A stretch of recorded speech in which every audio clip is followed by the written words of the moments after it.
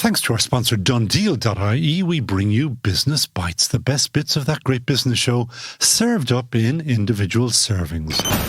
Done Deal Motors is home to Ireland's largest range of new and premium used cars. That's why you'll find cars from Audi and BMW dealerships on Done Deal. Are you looking for a 7-seater to accommodate your growing family? Maybe you're after a luxury saloon to make a statement. We have the car for you. You'll also find Ireland's largest range of electric cars to help you make the switch.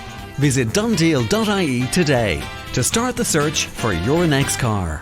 From episode 132, columnist and contrarian Conor Skehan explains why it is imperative that business owners get involved in local democracy and why bosses at multinationals in Ireland should be kept well away from government. Our next guest was with us recently on That Great Business Show. We love him because he says it like it is. You should read Conor Skehan's weekly column in the Sunday Indo. If nothing else, it should make you think. On episode 128, he asked whether your town was fit for business, and today he is talking to us about why good governance is vital to business. Conor Skehan, welcome back to That Great Business Show. Thank you. Lovely to be back. It's been a long time. Thank you. And one of the things that you have prepped me to ask you or to flag for you is that you are, I should have actually explained, you were at one stage ahead of TUD, that's Technological University of Dublin's Department of Environment and Planning, and that you have the whole planning background, as well as you were politically aligned and you have written programmes for government. Accidental tourist, you can call me that. And before people reach for their off button, there are sort of understandings that business, for instance, and politics never mix. You don't talk about religion, you don't talk about business, and you don't talk about politics all in the same voice. I'm kind of going against that piece of wisdom for a reason. So I'm not going to talk about any particular party or anything like that. I'm going to talk about governance. Governance, for many people, is the equivalent of sitting around to watch paint dry. It's the most boring thing known to man. I'm trying to persuade you, I hope, and your listeners that it's an incredibly important thing, particularly if you're in business. And I'm going to be like one of those people who goes to the end of the book to tells you what happened at the beginning before I start trying to make that case. And the case I'm going to try to make is that politics goes wrong when ordinary people, who are the people who run the country every day of the week, and a lot of them would be your listeners, when they back out of the system. They've got to become involved in the system as councillors for whatever party, as TDs for whatever party, as party activists and canvassers for whatever party. I don't care. The important thing is that you participate. And the reason that you participate is what I'm going to try and get around to in a minute, which is to say that when you do participate, we've got to all agitate to have that participation be as low as possible. Okay, so that's the punchline, so to speak. Coming to the beginning of it, what made me do it was after writing one particular programme of government where I ended up literally doing the whole thing on my own, the brand new Taoiseach, I won't name him, said to me, okay, you can have anything you like. You've got me in. I said, what would you like? And what's be in your bonnet? And I knew in a heartbeat what I wanted. Devolution, I said. Devolution is transferring as much power from central government to local government as quickly as possible. And he allowed me to set up a thing called the Devolution Commission. And the Devolution Commission's job was to see what powers could be transferred from local government, from central government to local government. And before I begin, that is not the same thing as decentralisation. Decentralisation was one of the greatest scams ever pulled in Ireland, which was actually done to try to deflect from the devolution agenda by giving people the sop of saying, oh, we'll move the tax office to here and we'll move the motor registration office somewhere else. It's a different thing. Devolution is having control as close as possible to the point of effect where public money appears on the ground. People in Ireland are staggeringly, blissfully unaware of the fact that Ireland, by almost all measures, is the most centralised system of government in all of Europe.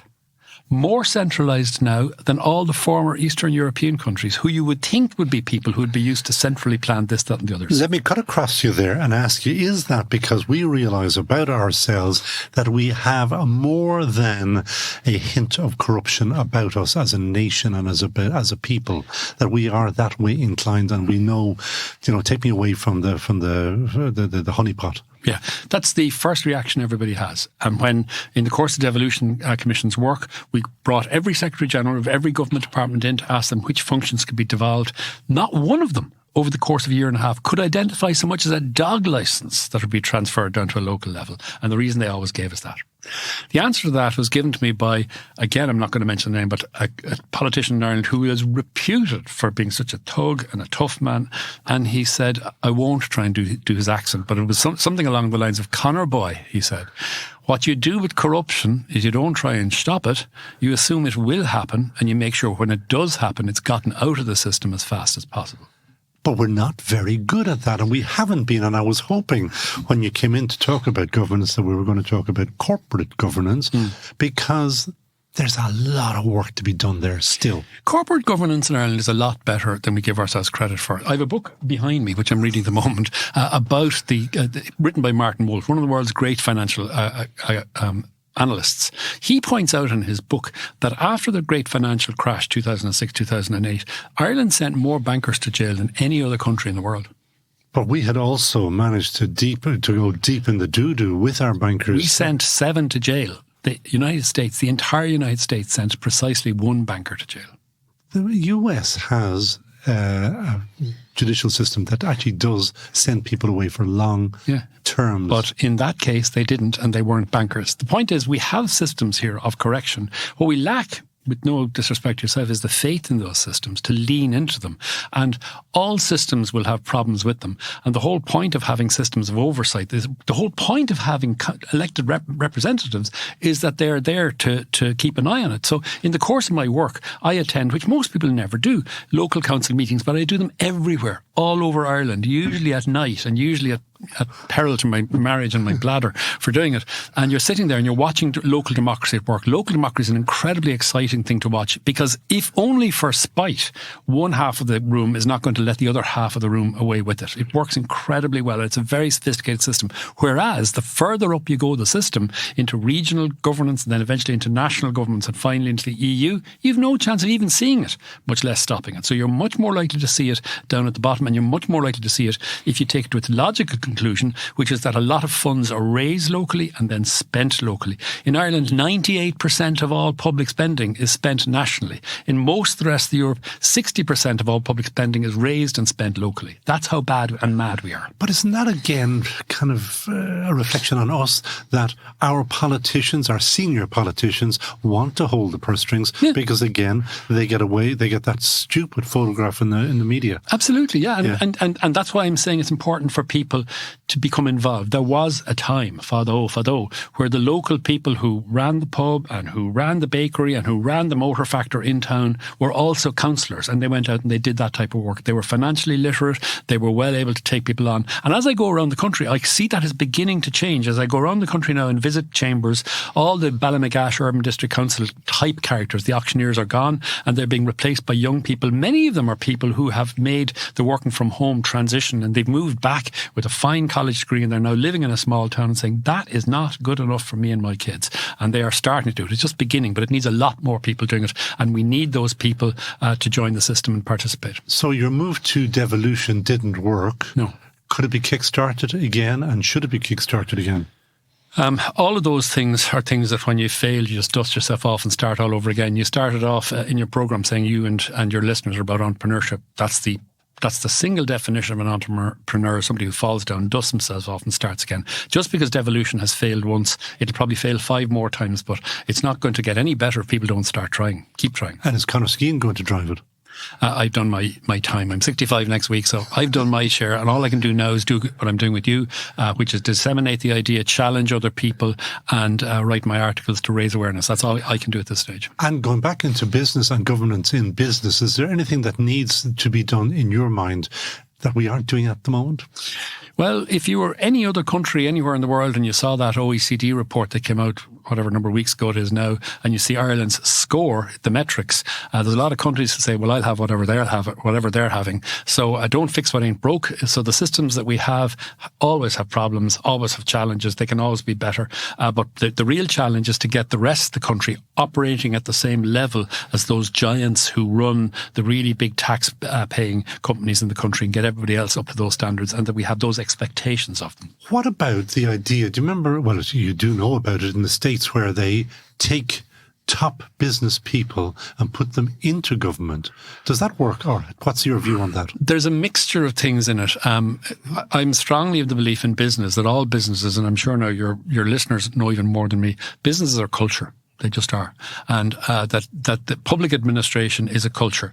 I think that the system in the United States of bringing in a particular layer can be very helpful, but it has to be done in a more structured way. So I think probably a better transition, I'm not saying not to do it, but a better transition is to open up the appointment system for the senior levels of the civil service so you can get what I call horizontal migration. So somebody who has been a senior executive in, say, Longford County Council can move sideways into the Department of Environment. Somebody who's been a senior person with Irish Water, with Airgrid, can move sideways input, because you do need to be part of that culture. And there's no point in pretending that it isn't the case. They are cultures. So I'd begin with that. But the idea of bringing in somebody who's a hog farmer from Kansas and putting them in charge of the Department of Agriculture, no thanks. No. I'm thinking more about CEO of Pfizer, CEO of Google Ireland, CEO of Facebook Definitely, Ireland. absolutely, categorically not. And I work with all of those people and I can tell you exactly why not. Go on. The halo effect. Go on. The halo effect describes the persistent mistake of thinking that somebody who has achieved success or prominence in one field will be able to do the same thing in another. It's one of the oldest and most classic mistakes made in management. And you need to have a specialisation in public administration. In Ireland, we have an Institute of Public Administration. So by all means, have people go in and do that, but only after they've demonstrated, for instance, 10 years of participation in the voluntary or in the charitable sector that's in that public sector, and they've worked their way up as, say, a chairman of a board of a hospital or something like that. So they know public sector culture. But coming in with the idea of being a savage who was going to lay about himself or herself with cudgels and put those ignorant people in their place is a disaster. Department of Finance and or Department of Jobs or whatever it's called, surely that's the place to put them, the top business people. The routes to that are available anyway through a whole series of bodies. We've got IBEC, we've got the Confederation of Irish Industry, and there are extremely sophisticated ways that those groups of people speak to government as it is. But government is about much more than the things that people like us worry about. It's also about the counting the pencils and making the system work. Most government departments, I've been out of the most throughout my life, are about managing people. And managing, that's why I say culture. Managing a culture means that you to be part of the culture. You can be fiercely critical of it. And in my experience, one of the amazing things in Ireland is senior people in the public service, almost uniquely in Ireland, enter, say, let's pretend it's the Department of Agriculture, and they spend a bit of time in the Department of Agriculture, and then they go over to the Department of Transport, and then they go to housing, and then eventually they'll go to finance. There's a kind of a career path you're meant to go. So when you get into finance, you've been in at least 4 or 5 other ones. If I go into the Department of Agriculture as a 21-year-old in England, I will retire out of the Department of Agriculture. That's it. You'll stay in your entire life. Desperate silos, at least the people here. And what amazes me about them here in Ireland is the people who transfer, they do 2 things. They learn to be incredibly flexible and not particularly hung up on any particular ideology, but they end up with these amazingly resilient minds who can find their way around problems. And I'm somebody, like I have a very narrow field of expertise, and I find a new assistant secretary in planning, and she's only been there for 9 months and she knows this thing better than me. You know, they're amazing people to watch at work. So there are qualities that are unsung among those people. So babies, bathwater throwing out, do it at your peril. I'd be very slow to do it. You asked the question, that's my answer. Back to corporate governance again. Anything that we should and could do bigger or better? Yes, I'm